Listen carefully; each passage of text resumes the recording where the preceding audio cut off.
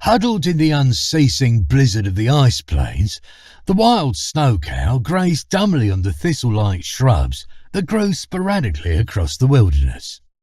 In comparison to the domesticated Kanekian snow cow, the wild snow cow was leaner, had more prominent horns, and was often much angrier.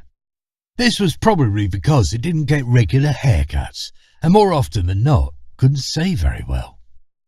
The temper of this specific snow cow was particularly nasty, which was why it had strayed from the rest of its herd to dine by itself. In fact, the temper of this snow cow was so particularly nasty that when Bip, who had been sneaking up on it for some time, prodded it in the jacksie with a spear, it flew into a near incoherent rage. The snow cow whirled around and came face to face with Bip, whose terrified and apologetic grin did nothing to quell its nuclear irritation. Huffing a great cloud of steam from its nostrils, the snow cow charged. Bip legged it, a constant litany of "damn it, damn it, damn it, damn it, damn it," giving rhythm to his breathing. It had been his turn to get breakfast that morning, and the solitary snow cow, even though it dwarfed Bip by a good 2 feet, had seemed the most likely target.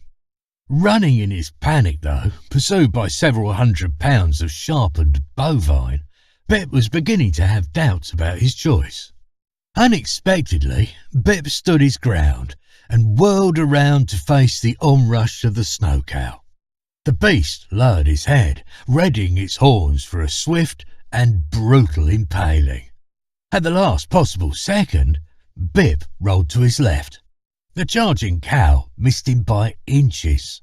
Momentarily confused by the absence of gore on its horns, it tried to break and turn at the same time in a flurry of hoof and horn. In its fury, it had failed to notice that Bip had been standing only a few feet in front of a vertical cliff face. The great beast scrambled briefly before falling to its doom with a mournful "Moo!" Bip stood panting, his heart hammering a crazy tattoo against his ribs. "Well done, lad," came the voice of Renford from a safe observation point. "Now, get that mess cleaned up. Let's see what we can stick on the grill." "That was a novel way of taking care of the snow cow, son. Personally, I would have just beaten it to death with a club, but each to his own, I suppose."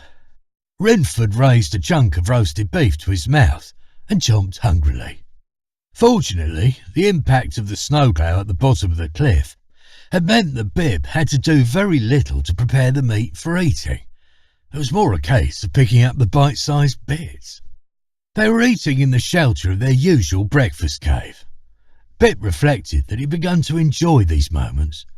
Despite the daily terror, hardship and flirtation with certain death, he'd developed a sense of camaraderie with Renford that he had come to anticipate and enjoy.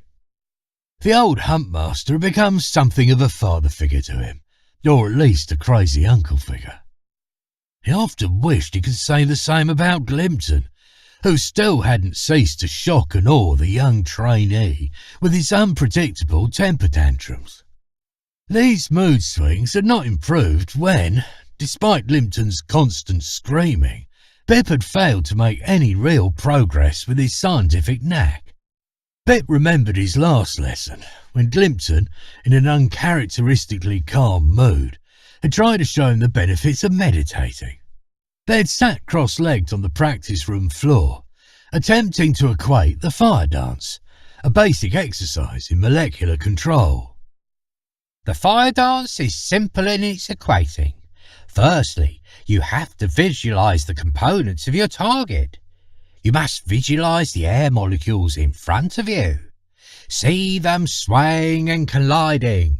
See them dance, Glimpton had said.